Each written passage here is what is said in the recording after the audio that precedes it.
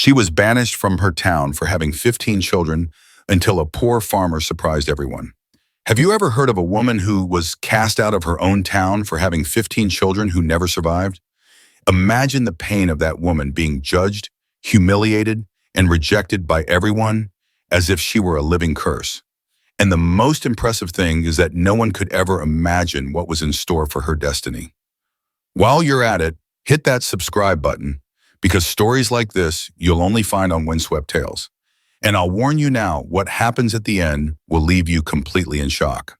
The story starts in a small, tight-knit town in the heart of the Appalachian Mountains around 1950. A simple place of clapboard houses, dusty roads, and a severe community where every glance felt like a judgment. And it's in this harsh setting that the young Clara, just 20 years old, begins to live the most painful moment of her life. The town was small, nestled between mountains and thick woods. The church bell rang every morning, calling the faithful to Mass. The houses were humble, of wood and stone, some painted white, with creaking doors and windows always open to the lives of others. Here, everyone knew everyone else's business.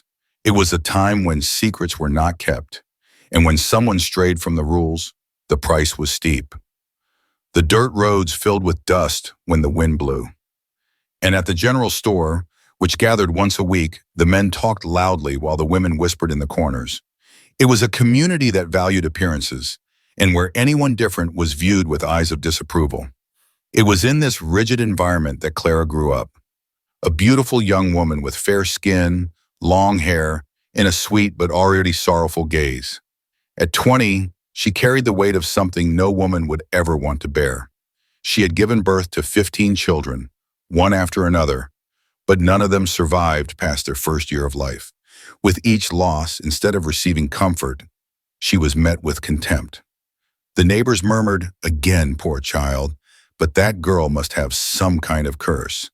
And another would add in a pious tone, "It's divine punishment. God doesn't give children to those who don't deserve them." Clara would lower her head and walk on in silence, but inside her heart was bleeding. She had never harmed anyone, yet she was treated as if she were to blame for her own pain. The local reverend, a rigid man of few words, instead of offering solace, piled even more weight on her shoulders. "Daughter, accept it. Each death is a trial. Perhaps it is God's will that you never be a mother." But how could she accept? How could she bear such sorrow and still face everyone's contempt? The town no longer saw her as a young woman, but as a burden, a dark warning to the other women. And it was in this climate of intolerance that the community began to make an even crueler decision: to banish Clara for good, so she would never again walk those dusty roads, as if her presence were an impossible stain to erase. And while you're here, tell me what city you're watching this story from, so I know how far this narrative is reaching. The sun was burning bright that morning as Clara walked through town with a small basket of firewood in her hands. Everyone's eyes turned to her.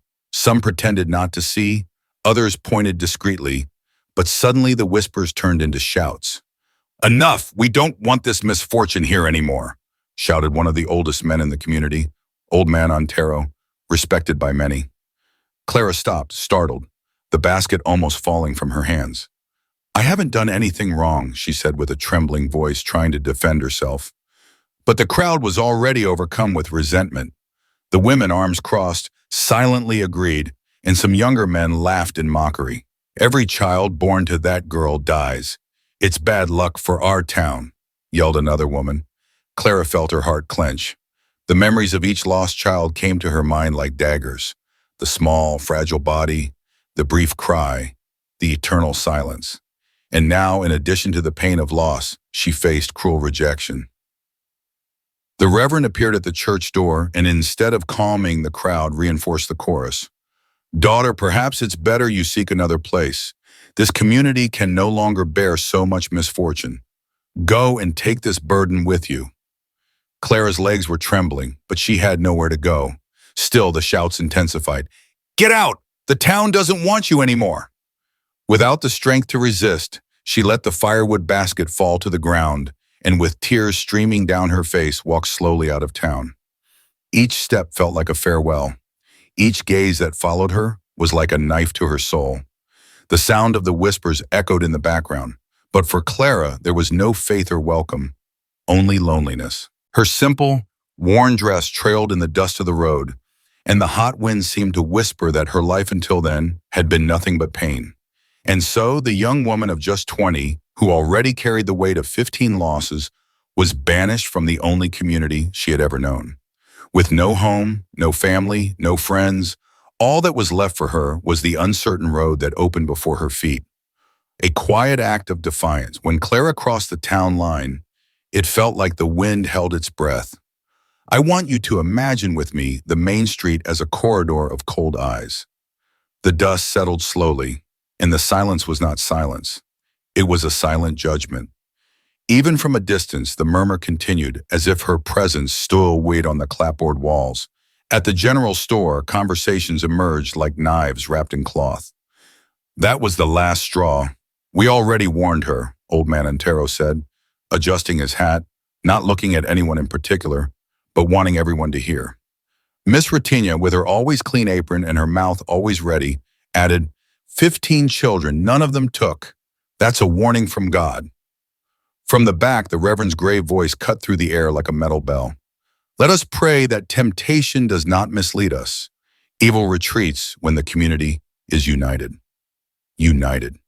But for what? For fear? For custom? For the comfort of blaming someone so their own faults wouldn't sting. And fear, when it joins with ignorance, becomes a stone custom. In the butcher's line, people murmured, my husband said if she comes back, he'll lock the gate. And mine said he'll take his rifle to the barn. We've seen enough. I'm leading you through this scene because this is where the weight of the story falls on us. Clara was no longer in the town square, but her name was spat on the church steps, hung like laundry on the line of every house. Prejudice doesn't get put away when the person leaves. It spreads. It learns to walk on its own. On the same day the men's council met under the big oak tree, the sun filtered through the leaves, drawing spots of light on the ground. And in each spot, there seemed to be a yes to the banishment. The agenda was simple. Whoever helped Clara would be seen as an accomplice. Whoever sheltered her would betray the town. If we open the door to one misfortune, it brings another behind it, decreed old man Antero. And whoever defies us will answer for it, added a young man with a hasty voice, wanting to prove courage where only cruelty resided. Meanwhile, Clara walked down the dirt road, not looking back, her dress stuck to her body with sweat, her worn sandals marking the ground. And here, I ask you to feel it. It wasn't just the fatigue of her body, it was the exhaustion of her soul. Her heart, already mended from 15 goodbyes, now received a new cut, that of not belonging anywhere. Around a bend, in the distance, was John's farm. A simple house, a crooked fence, a barn where a brown horse neighed softly as if talking to the wind. John, 28 years old, strong arms, an open chest, his skin etched with sun and work. Poor, yes, but his poverty was of coin, not of character. Tongues ran ahead of feet. I heard she went toward John's farm. John, that stubborn boy, he'll get it. He who shelters a curse attracts ruin. The Reverend in the sacristy, gathering candles, found the sacristan with a furrowed brow. Reverend, do you really think it's a curse? Do not use that word, but it is better to keep your distance. Order protects the righteous, he replied slowly, like someone who knows that order can also wound. The weekly market turned into a tribunal. At the stalls, instead of the smell of sweet herbs and flour, the air exuded a sentence. A younger woman who had lost a baby years ago cried discreetly in a corner. And for a moment, Prejudice wavered. Pain recognizes pain. But soon someone patted her shoulder. Don't let it get you down, woman. God knows what he's doing. And her weeping was swallowed, because in that land, tears had no license to contradict morality. As evening fell, two young men passed John's road, talking loudly on purpose, so the wind would carry the news. If he gives her shelter, we'll handle it, one said. Handle it how? The way things have always been handled around here. Words that ignite dry straw, words that later take on the body of action. In the farmyard, John noticed the red sky. He knew how to read the signs of the weather, of rain and of harvest. But that red seemed to be a different message. It was going to take courage. The brown horse brought its muzzle to his hand, and John stroked its mane calmly. Easy, Trovo. The night is coming soft, he said more to himself than to the animal. And here I say to you, looking into your eyes, what keeps a man standing when everything around him pushes him to the ground is not the money he has, nor the applause he receives. It is the certainty, however small, that doing the right thing does not negotiate with fear. John did not yet know the size of the storm, but within him already resided the decision that changes destinies. In town, a lantern was extinguished very slowly, as if someone did not want the light to reveal what the heart was thinking. Prejudice, my friends, goes to sleep early, but it dreams big. And in its dreams, there is always a culprit who needs to pay everyone's bill. Clara, far from the eyes that wounded her, quickened her pace. Hunger gnawed at her stomach. Thirst cut her lips. The path seemed endless, and the night, about to fall, turned the road into a river of shadows. When her knees began to give out, she thought of the 15 names that were never called in a backyard, of the 50 laughs that never echoed, and in a whisper that the underbrush heard, she said, "Just let me stay, just for today." The world at that instant hung in suspense. This is how true stories walk, one step after another, between what we fear and what we need. And the town, even from a distance, continued to watch with the eyes of night, because collective prejudice is not content with banishing. It wants to make sure no one will extend a hand. And yet, well, just ahead, a hand was already preparing to defy the whole town. But you will feel that with me in the next part of our story.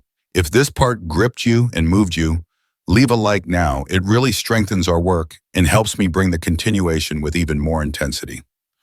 A shelter from the storm. While Clara walked the road, her bare feet already wounded by dust and loose stones, the scene opened to another destination.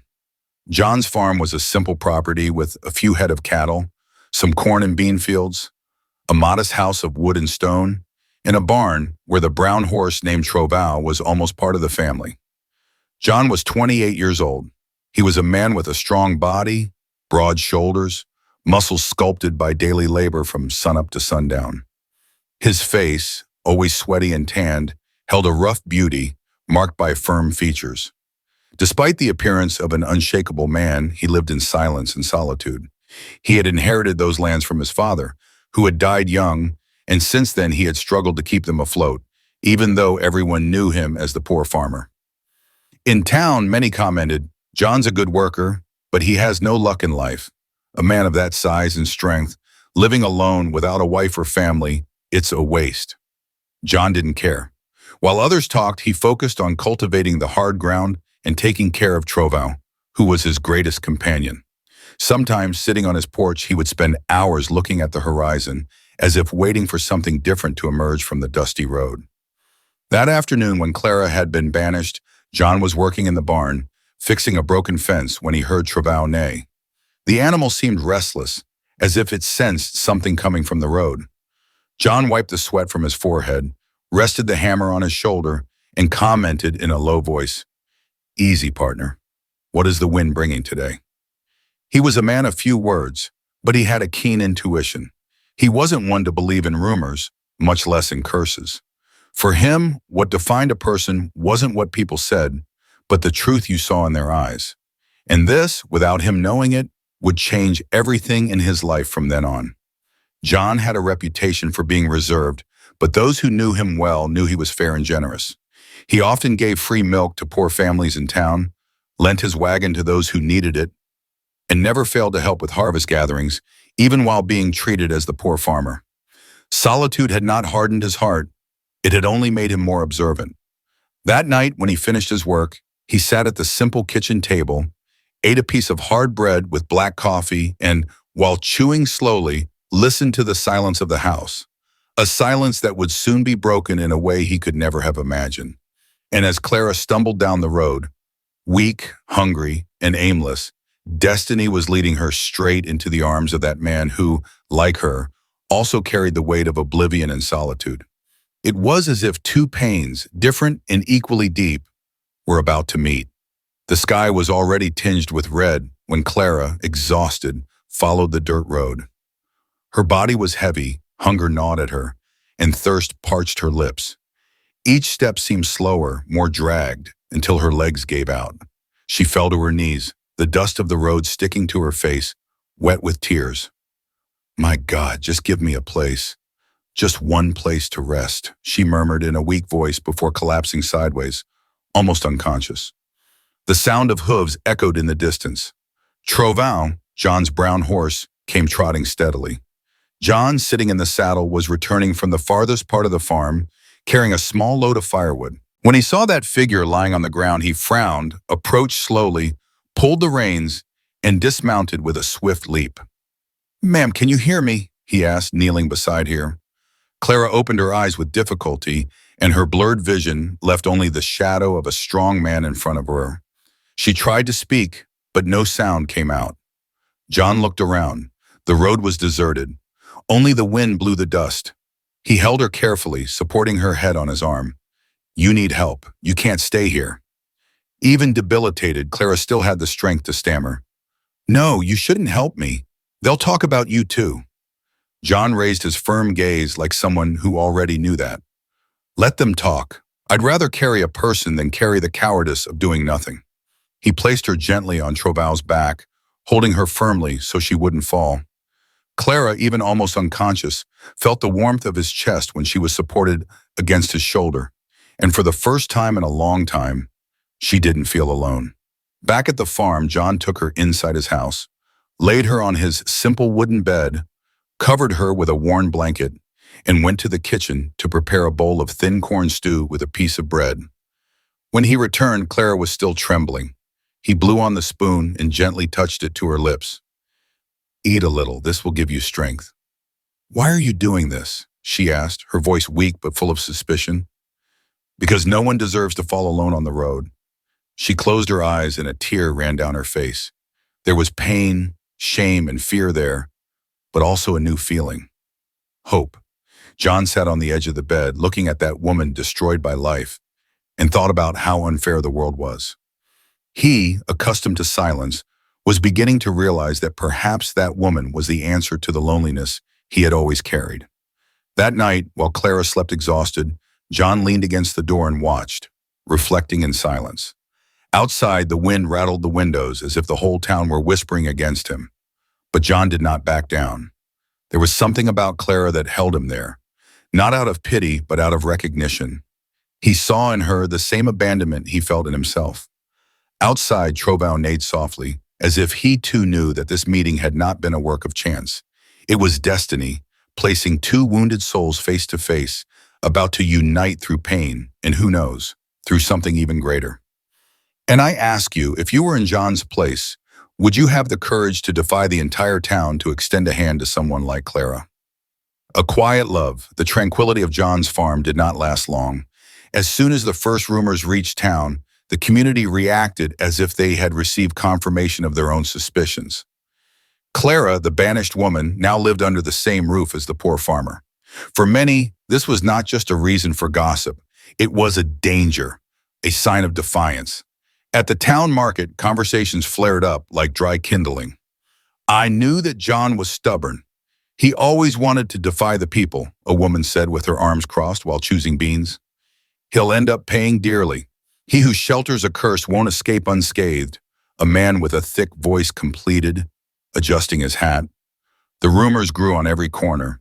Some claimed that Clara had bewitched John. Others said she just wanted to take advantage of his kindness so she wouldn't starve. Few, very few, saw the truth, that there was a real feeling between them born amid pain. One morning, John went down to the town to buy supplies. As soon as he entered the general store, the atmosphere became heavy. Eyes met, conversations stopped. The store owner, Mr. Jenkins, feigned normalcy, but his voice was full of malice. "Came to buy just for yourself, or is there more folks at the farm now?" John held his head high. "I need flour, beans, and some salt." "Ah, so it's true then. You're giving shelter to Clara, the one the whole town already ran off." Some men laughed in the background. John took a deep breath but did not back down. "Clara is a woman like any other. She doesn't deserve to starve or be treated like an animal." "That woman is bad luck. You'll see, John. Ruin will come knocking on your door." retorted old man Antero, who was listening to the conversation from the corner of the room. John paid, took the sacks, and left without looking back. His heart was heavy, but the decision was made. He would not abandon Clara, no matter the cost. Meanwhile, Clara stayed at the farm, trying to help with the chores, but fear gnawed at her. When John returned with the supplies, he found her sitting on the porch with a lost look on her face. "They already know, don't they?" she asked, not daring to look at him. "They know, and they've already started talking." Clara lowered her head, ashamed. "I should go before my life turns into a living hell because of me." John dropped the sacks on the ground and approached, holding her face with his calloused hands. "You're not going anywhere. Enough of running away. If I have to face them, I'll face them, but I won't let them treat you as if you're less than you are." Clara cried, resting her head on his chest. In that embrace, she found a strength she no longer knew she had inside her. But the town did not forget easily. Every day, the pressure increased, cross-eyed looks, malicious comments, and even veiled threats. It wouldn't be long before words turned into actions, and John knew it. The wind blowing through the mountains already brought with it the foreboding of a storm, not of rain, but of hatred and intolerance. A storm that would fall directly on the lives of John and Clara. The following weeks were of increasing tension. The town seemed unable to come to terms with John's decision to shelter Clara. The rumors did not stop, and every day the men's anger grew. It wasn't just a matter of prejudice, it was also the wounded pride of a community that would not accept being defied. On a moonless night, the silence of the farm was interrupted by the hasty tramp of footsteps and the groaning of wood being forced. John was in the bedroom when he heard the first crack. He jumped out of bed, and Clara, startled, whispered, "What's happening?" "Stay here, don't come out," he replied firmly. Outside, 4 hooded men approached the barn. Bringing lit torches, they threw dry straw and oil on the ground. The fire quickly began to spread, illuminating the darkness with a cruel flame. John ran there, but was stopped by one of the attackers who pushed him against the fence. "You were warned, John. That woman will only bring you ruin." "You have no right," he shouted, trying to break free. "This is an act of cowards." The men laughed, but they didn't expect the reaction of Trovin, the horse. The animal, startled by the smell of smoke, neighed loudly, broke the rope that held it, and galloped off, rearing and pushing the attackers away. It was enough for John to regain his balance and run to save what he could. Meanwhile, Clara came out of the house, crying, trying to put out the fire with buckets of water, but the flames spread too fast. "Get back inside, Clara," John shouted desperately. "No, I won't let them destroy everything you've built," she replied, choking on the smoke. The barn was consumed by the flames, and part of the plantation was also lost. John managed to save some tools and prevent the fire from reaching the house. But the damage was great. The men, seeing that they had caused enough destruction, fled into the darkness, leaving only the threat in the air. This is just the beginning. In the midst of the ash and smoke, Clara fell to her knees, sobbing. "I knew it. I only bring misfortune. I should have left." John knelt before her, firmly holding her hands, burned by the effort. "Don't say that. The misfortune isn't you. The misfortune is their hatred. If you have to carry a weight, you'll carry it with me. I won't let go of your hand." That night, the starry sky seemed indifferent to their pain. The fire still burned in embers, illuminating their tired faces, but also sealing something deeper. The certainty that their love would not be born of ease, but of resistance. "And now I want to know from you, does this young woman deserve justice? If you believe so, write in the comments, 'Justice for Clara.'" A new dawn, the sunrise found the farm covered in ashes. The smell of burning still clung to their clothes, hair, and the walls. John woke up before the sun, as always, but this time it wasn't the rooster that got him up. It was urgency. He took the axe, the hoe, separated the wood that was still good, and began to build a makeshift shelter from nothing for the remaining animals. His body ached, his arms burned, but determination outweighed the fatigue. Clara appeared at the door of the house with a scarf covering her hair, her skin marked by small scratches from the night before. "Can I help?" John looked at her sideways, gauging her strength. "You will help, yes, but first, eat something." "I can't swallow anything now." He propped the axe handle on the ground. You can. We can only face a whole town on a full stomach. Half an hour later, the two of them were in the yard, moving boards, organizing tools, hammering nails with a rhythm that seemed like a prayer. Between one blow and the next, silence. Between the silence and the next blow, an invisible agreement. They were not going to give in. When the sun was already high, John wiped his hands on a rag and looked at the dirt road that led to town. I'm going to the store. We need rock salt, kerosene, tarp, and I need to have a word with them. Clara took a deep breath. They're going to humiliate you. You only get humiliated when you have reason to be ashamed of what you've done. I don't. John saddled Trovo and left at a steady trot. Dust rose behind him like a trail. When he arrived in town, the conversations died down. The store was full. Mr. Jenkins behind the counter feigned normalcy. Old man Antero, sitting next to a sack of flour, crossed his legs, looking over his spectacles. John walked through the store, placed the items on the counter. I need salt, kerosene, tarp, and nails. Going to rebuild what the fire took, John? Old man Antero provoked with a crooked smile. John leaned his two hands on the counter, firm as a well-set fence. I'm going to rebuild what hatred tried to destroy. Some men scoffed. A woman with a blue scarf lowered her eyes in shame. You provoke people, man. We just want peace, another said with a harsh voice. Peace that sets fire to a barn is not peace, John replied, without raising his voice. If anyone has the courage to repeat here in broad daylight what they did in secret, feel free. No one stood up. The silence was as heavy as lead. Mr. Jenkins packed the purchases, pushing them toward John, avoiding his gaze. It'll be on your tab. Work it off during the harvest, same as always. Same as always, the store owner repeated in a threat of a voice. On the way out, John passed the Reverend, who was coming from the church with a rosary in his hands. Reverend John, you know that what they did has no blessing. The Reverend held the rosary tightly. Violence never does. Then speak up. The Lord's word carries weight. Not every word reaches where deafness has taken root, he replied sadly. But I will say what needs to be said. Back at the farm, Clara was waiting on the edge of the road, her eyes anxious. Did you get it? I did, and no one could knock me down with words. Words only knock down those who are already on the ground. Clara approached and touched his arm, feeling the warmth of the skin that the sun had forged. I'm scared, but when you talk like that, it seems like courage lives here, she said, placing her hand on his chest. John covered her hand with his. Courage lives where we put it. In the afternoon, they began the reconstruction. Clara with a bucket mixed clay and straw to raise the barn wall. John lifted the beams with one shoulder, balancing the weight like someone holding up the world. The rhythm of the work aligned them. With each hammer blow, a bad memory was being buried. With each wall raised, a thread of hope took shape. As evening fell, a figure stopped outside the fence. It was Miss Lords, a widow with calloused hands and watery eyes. I don't have much, but I brought a sack of beans, she said, not daring to come in. Clara ran to the gate. Oh, ma'am, you didn't have to. I did. People talk, child, but beans don't. They nourish. God be with you.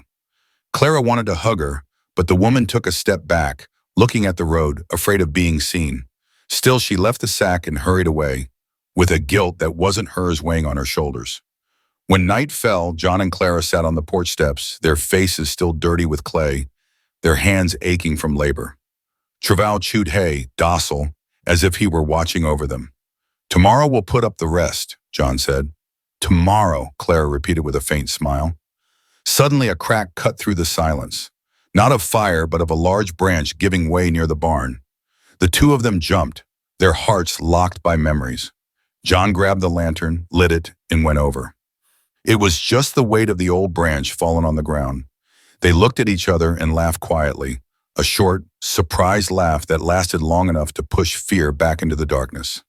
In that place of little, a great decision was made. It would be the two of them against whatever came. If the town wanted ruin, they would receive resistance. If the night offered shadows, they would light more lanterns. And if pain insisted on living, there it would learn to share space with courage. When they went inside, John closed the door carefully. The small house seemed bigger because it was no longer just a shelter. It was a trench. And tomorrow, even surrounded, was beginning to have a different face. The miracle months passed, and despite the marks of the tragedy, the farm began to flourish again. John and Clara worked side by side, planting, caring for the animals, and above all, supporting each other with simple words and gestures that were worth more than gold. Every morning, Clara would wake up and feel that she had finally found a place where she could breathe without fear. Something different began to happen. Clara, who had always carried on her shoulders the weight of losing 15 children, began to notice changes in her body. First, a constant weakness, then morning sickness. Deep down, she knew what was happening, but she took a long time to accept it. Until one afternoon, when the sun was already setting behind the mountains, she sat on the porch, placed her hand on her belly, and in a low voice confessed to herself, "I'm pregnant again." Her heart raced. Fear came first, like thunder in her chest. The memories of the losses returned like ghosts, the short cries, the eternal silence, the small graves. She closed her eyes and tears streamed down. "No, I won't bear this again." When John returned from the field and found her crying, he approached slowly. "Clara, what happened?" She tried to hide it but couldn't. "I'm expecting a child." John was silent for a moment, absorbing those words. His firm gaze did not waver. He approached, knelt before her, and placed his hand on hers, which rested on her belly. "Then this child will live, because now you are not alone. I will not let anyone take this from us." Clara shook her head nervously. "You don't understand. They all died, all of them. What if it happens again? What if—" John interrupted with a firm voice but full of tenderness. "It doesn't matter what happened before. This child isn't just yours, it's ours. And I will fight for him just as I fought for you." The following weeks were a mix of fear and hope. The town soon discovered the pregnancy, and the cruel comments began to spread again. "She's going to bury her 16th. That baby won't last a month." The poor farmer fell into the trap. But while the people talked on the farm, John and Clara held on to faith and work. Each day that passed was a victory. Each kick from the baby was a promise. Clara, despite her fear, began to feel something new, a strength she had never had before. Until the big day came. The labor was long and painful. John held her hand firmly, encouraging her. "Breathe, Clara. Be strong. You can do it." She cried out in pain, remembering the children she had lost. "Don't take another one from me. Don't take him." And then the baby's cry filled the house, a strong, firm sound full of life. Clara, exhausted and in tears, held her son in her arms. He was a healthy boy with rosy skin and a lively gaze. For the first time, she felt that life had returned something that pain had stolen from her arm. John cried with her, holding the two of them close to his chest. "You won, Clara. We won." The news spread through town. But contrary to what many expected, the boy did not die. He grew up healthy, and each day of life was a blow against prejudice. And I want to know from you who are following this story, do you love emotional historical stories like this? Then leave in the comments, "I love the story," because historical stories like this are made to touch the heart. The town turns. The time that before had only known how to tear away what Clara loved began, for the first time, to give back. The boy grew strong, nursing well, sleeping soundly, waking with a cry full of life. Every morning was a good surprise. Fuller cheeks, more attentive eyes, hands that were already reaching for his mother's finger. Clara, who had learned to expect tragedy like a coming storm, began to count small victories. Today he laughed. Today he fell asleep without crying. Today he didn't have a fever, and John mentally noted each one like someone storing rare seeds. On the porch swing, the back and forth became a kind of altar.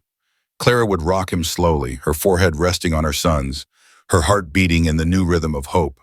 Sometimes from the yard, John would stop his work just to look. It wasn't the look of an owner, it was the look of someone who had been saved alongside her. "Look how strong he breathes, John. That's a good wind coming in here." The chest learns courage. At 3 months, when the boy could look at the daylight without being startled, Clara found the courage to go to town. Not to defy anyone, but to give thanks. She wanted to light a candle at the church and give her son a name before God. They chose a Sunday, the 7 a.m. service, when the bells called the people early.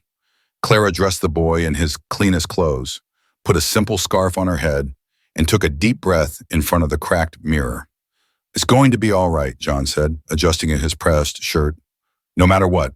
If they laugh, let them laugh. Life has already laughed at us. Today is our day to laugh back." The dirt road seemed shorter that day. Travail walked ahead, free, as if clearing a path. When they arrived at the square, the chatter died down. The sound of Clara's steps, John's, and the swirl of dust did the rest. People turned to look, with surprise in their eyes, suspicion, and in some, a timid hint of curiosity. Miss Lords, the widow who months before had left a sack of beans at their gate, was the first to approach, her hands trembling with a mix of longing and respect. "May I?" Clara nodded. The woman gently touched the boy's little foot and cried silently. "He's warm. He's alive." "He is," Clara replied, and that word seemed to cleanse centuries of dirt from their hearts. At the church door, old man Antero, the same one who had led the shouts of banishment, tried to remain a stone. He crossed his arms, adjusted his hat, cleared his throat, but a stone sometimes cracks from within. The Reverend came out of the sacristy and stopped in front of the couple. There was an old hardness in his gaze and a new weariness. "You have come to the house of Bogban," said, measuring his word. "We have come to give thanks," John replied, firm but not aggressive, "and to ask that you give your blessing to our son." The Reverend looked at the boy for a long time, as if the life stirring there was an argument in itself. Then he raised his hand, traced the sign of the cross, and murmured, "May what is of God be affronted by no one again." They went inside. The Mass was as always, readings, hymns, silence. But there was something different in the air, a thread of attention that held even those who were easily distracted. During the intentions, the Reverend took a deep breath and spoke loudly for the whole town to hear. "Today this community asks for forgiveness and asks for light to abandon the haste of judgment." Clara felt her legs give way. John held her hand without looking, just a squeeze of his fingers saying, "I'm here." The boy was sleeping in her lap, heavy as a promise fulfilled. On the way out of church, people slowly began to approach, first with questions that lacked courage, then with touches of truth. "How old, then?" "3, almost 4 months," Clara replied. "Does he nurse well?" "He does." Miss Retinia, the same one who had once spread poison with her words, approached last. She didn't ask for forgiveness yet, but she brought a beautifully embroidered dish towel. "It's simple. I made it last night." Clara took the gift as if she were receiving a new altar. "Thank you." Old man Antero finally approached. His hands, accustomed to pounding on a table, were still. "John," he said, looking him in the eyes, "you're a stubborn man." John shrugged without mockery. Stubbornness is continuing when the truth has already arrived. The old man cleared his throat, passed the back of his hand over his eyes, and took a step back without the courage for anything more.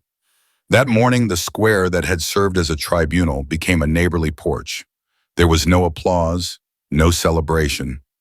But there was a different kind of silence, one that doesn't condemn. It listens. The turnaround was not noisy. It was the old height of fear, yielding millimeter by millimeter before a baby, breathing without haste. Back at the farm, the path seemed different. The air smelled of life, not decay. Trevin trotted lightly, proud. Clara rested her head on John's shoulder and said softly, They saw. And now? Now we continue. What is alive learns to grow." As evening fell, when the shadows stretched the newly built barn, John lit the lantern and propped it on the window. The light ran over the cracks in the wall, as if re-embroidering the house. Inside, the boy slept. Outside, the world still had scores to settle. But at that point in the road, the curse that had always pushed Clara to the abyss finally took a full step back. The town had seen with its own eyes what it had denied for so many years. Life owes nothing to rumors, and even if some hearts still resisted, the turnaround was already written in the lap of a mother who, after 15 goodbyes, was finally learning to say, stay. A community forgiven. The news of the baby who lived, and lived well, made the same journey that malicious tongues usually make, from door to door, from porch to porch. Only this time, when it arrived, it no longer found the same hard ground to lie on. The town, which had once been stone, began to soften from within. People looked at Clara without pointing a finger, looked at John without an air of judgment. It was as if the strong cry of that child had filled a place that had been living without breath. One clear morning, the first wagon stopped in front of the farm. They came in silence, as if noise could break something delicate that was being rebuilt. Men and women got down, all with something in their hands: bundles of wood, sacks of corn, roofing tiles, a hammer, a shovel. John went out to the gate, not understanding. "What are you all up to?" Mr. Jenkins scratched his neck, not knowing where to begin. "We came to lend a hand. The harvest was good, and no one has been sleeping right since what happened with your barn." John stood still. His chest rose and fell in a way he had been trying to hide since he was a boy. "You don't have to." Miss Lords with the blue scarf was the one who replied, "Yes, we do, because when we make a mistake together, we fix it together." The yard turned into a work bee. Board here, hammer there. Voices that before only knew how to judge now learned to ask for measurements, to joke again, to ask where to put something. The women lined up tiles on the ground, the men raised beams, and Clara went from one corner to another with a water jug, her son sleeping in a cloth tied to her chest, in a smile that she herself found strange on her face. From time to time, she would touch the back of John's neck with the palm of her hand, a small gesture of, "I'm here." And in it, everything fit. In the middle of the morning, a man no one expected stopped by. Old Man Antero, hat in hand, a gaze that didn't know where to land. He approached slowly, like someone walking on hallowed ground. He carried an old, worn basket known to all. "I found this in the storeroom. They took it the day of the commotion." "It's yours," he said, holding it out to Clara. It was the same firewood basket she had dropped when she was banished. The very same one. Clara touched the broken thread of the handle, and it was as if she were touching her own throat from months ago. Her eyes filled with tears without ceremony. "Thank you." Old Man Antero still looked at the ground before continuing. "I said things that don't belong in any mouth. I don't know if forgiveness is too small a word, but it's the only one I have." Clara took a deep breath, like someone deciding what to do with a stone that life gives back to your hand. "When you shouted, I thought I was going to die right there. Today I just want to live, and to live I need to let go. I forgive you." The old man closed his eyes for an instant, and his hard face crumpled silently. John, beside him, nodded with a look that neither added nor took away anything, only sealed the moment. In the afternoon, when the shadows of the mango trees stretched across the yard, the Reverend appeared. He didn't come in his robes. He came in a simple, light-colored shirt. He climbed 2 boards, held a beam, helped raise one side of the roof, and sweated like everyone else. Afterward, with his hands dirty with dust, he called John and Clara aside. "I sinned by omission," he said, looking first at the man, then the woman. "I was a shepherd of a flock that was afraid of the flock. I ask for forgiveness." John replied with the low voice he always reserved for serious things. "We only ask that you speak when it is to defend those who are beaten in silence." "I will speak," the Reverend promised. And there was truth in his words. The next day, the new barn was standing. It wasn't perfect, no piece of the inside is, but it had a high chest, a windswept breast, and a smell of fresh wood that mixed with beans on the fire and warm milk and made you want to stay. The people inaugurated it in silence, each placing a hand on a corner as if giving a blessing. John, who almost never allowed himself a grand gesture, put his arm around Clara's shoulders without hiding. "It's yours. It's ours," he said softly. "It's home," she replied, and the word hung in the air for a good while. From then on, the town began to learn other things. It learned that asking for forgiveness doesn't break teeth, that carrying a board together warms your hands, that looking at a baby breathing can silence a crowd. It also learned to listen to Clara. Some women, young ladies, mothers, widows, all of them of a certain age, all of them calloused, would come up to the farm to ask about warm baths, boiled cloths, the care that she had invented out of necessity and affection. "I only know what hurt," she would say, "and I don't want it to hurt anyone else." The conversations went on, over folded laundry and brewed coffee. Gradually, the farm of John, the poor farmer, stopped being just a place of work. It became a point of arrival. One afternoon, 3 new wagons arrived with lots of corn, seeds, and tools that John would never have been able to afford. Along with them came a crumpled, crookedly written paper with the signatures of half a dozen men. A cooperative, Mr. Jenkins explained, embarrassed to say the difficult word, to sell together, to buy together. What belongs to one supports the other. John read it slowly with his finger, looked at Clara, and she smiled as if to say, now it will work. And it did. The crops thrived. There was no lack of milk. The harvest filled the barns. The money didn't become a luxury, it became time. Time to lean on the fence at the end of the day, to listen to Trovao chew, to watch the boys sleep soundly in the hammock. Time for the town to finally look at its own face in the mirror without wanting to break it. But every story that mends what was broken keeps a door still closed deep inside. And that door began to creak when, at the end of an afternoon, Miss Retinia arrived, hurried, her face pale, a bag clutched to her chest. Clara, I found something in my mother's drawers at home. Old paper, notes on remedies, things she passed on to a lot of people. There are things in there I don't understand. The silence fell like dew. Clara took the stack of yellowed papers, her fingers trembling in an old way. John approached from behind, his firm hand touching her shoulder. The pages held familiar names, recipes, measurements, and in the middle, words that smelled of a past that was yet to come. The town already knew how to ask for forgiveness. It still had to learn the whole truth. And it was right there, about to open, like a dam holding back too much water.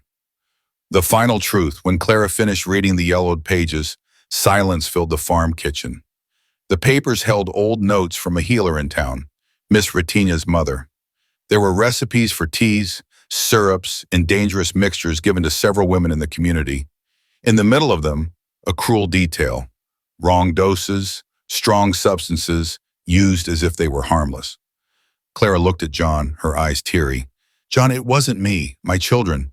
They didn't die from a curse. They were taken by mistake, by carelessness, by ignorance. He held her hand tightly. So the truth was always hidden. You carried a cross that wasn't yours. Miss Retinia cried, ashamed. My mother never meant to do harm, but what she didn't know killed many, including yours. Clara, her heart in pieces, felt a weight lift. The pain of the losses would never go away, but for the first time, the guilt was separate from her. She wasn't cursed. She wasn't a monster. She was just a mother whom destiny had punished with injustice. In the following days, the truth spread through town. The ashamed people went to the farm one by one. Some asked for forgiveness on their knees. Others didn't have the courage to speak, but left sacks of provisions, clothes, small aids.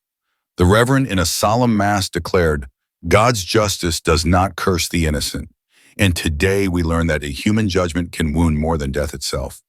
Clara heard every word with tears running down her face, while John, standing beside her, lifted their son in his arms for everyone to see. The child laughed, and that laugh was like a thunderclap that cleared the sky. The entire town understood that life had won. The farm prospered. Clara came to be remembered not as the woman of 15 griefs, but as the mother who, despite everything, believed again. John became an example of courage, and the horse Trovao, a faithful companion, ran freely through the pasture, a silent witness to every struggle and every victory. And so, from a past of tears, a story of resistance, love, and redemption was born. A story of two hearts that, united by pain, found the strength to write a new destiny. Now tell me what you thought of this story. Leave your opinion in the comments, because it's very important. If this narrative moved you, leave a like, subscribe to Windswept Tales so you don't miss any stories like this, and share this video with those you love, because historical stories carry lessons that should not be forgotten. And don't leave yet. Click right now on the next story that's waiting for you. See you there.